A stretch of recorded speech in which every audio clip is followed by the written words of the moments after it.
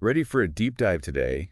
We're tackling a pretty big topic, education. Always a hot one, right? Yeah, and we've got this piece by Dr. Herbert Midgley, Why It Is So Hard to Be a Teacher. Itchy title. It really grabs you, and he makes some really interesting points about the challenges educators face, but he doesn't just point fingers, you know? Yeah. He actually offers a potential solution, and it's a pretty radical one. Well, I like a good radical idea, so lay it on me. What's Midgley's take on why teaching is so tough? Well, right off the bat, he frames teaching as a calling, not just a job, right? Yeah.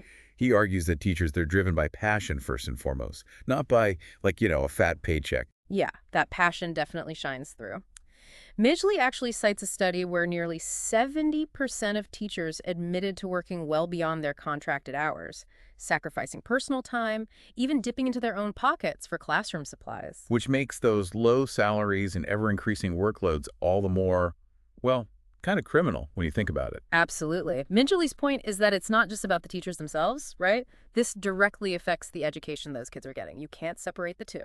Exactly. And it gets worse, right?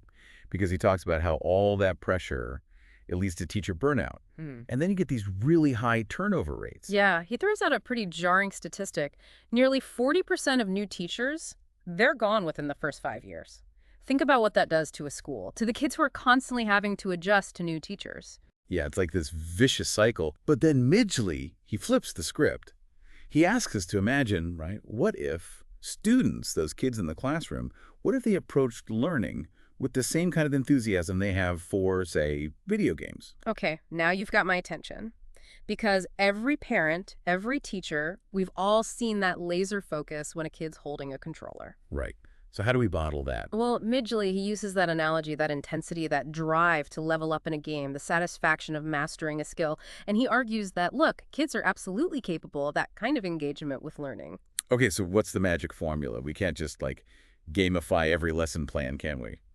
Well, Midgley's solution is definitely outside the box. He's Yeah. talking about completely individualized education tailored to each student's passions. Okay, so, like, every kid gets their own custom-designed curriculum. I mean, it sounds amazing, but Yeah, he admits it's radical, but imagine, instead of a one-size-fits-all approach, it's more like a buffet of knowledge, right? A huge spread of subjects, learning pathways, all paced to the individual student. So if a kid is obsessed with dinosaurs, their learning path might start there and then branch out in ways you might not expect. that's a really cool idea. But, I mean, let's be real. How do you actually implement something like that? The logistics of personalizing every kid's education, it boggles the mind. That's the million-dollar question. And honestly, Midgley doesn't really get into the nitty-gritty. He paints this big, hopeful picture of student-driven learning, but the how is left pretty open-ended. So it's more of a North Star, an ideal to strive for. Exactly. Like maybe technology could play a role, right? I mean, we've got AI, personalized learning apps, all this stuff that could potentially bridge the gap. But then we've got these other questions.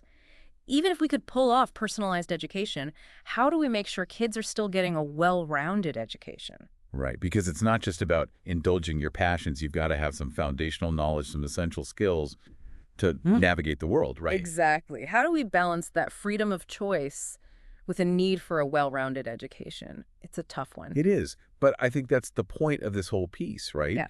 Midgley, he's not just complaining about the problems in education. He's challenging us to reimagine what education could be. He's definitely given us a lot to chew on. It's like he's saying, look, we can keep trying to patch up a system that isn't working, or we can get really radical and start thinking about what truly serves these kids. And I love that he leaves us with this big question. What if schools were designed to ignite passion, to make kids fall in love with learning? It's a powerful thought, isn't it? It really is, and that's something we hope you'll keep thinking about too. If you could design the ideal school, what would it look like? I'd love to hear what folks come up with. Me too. That's something to ponder. And we'll be back to dive into more big ideas soon.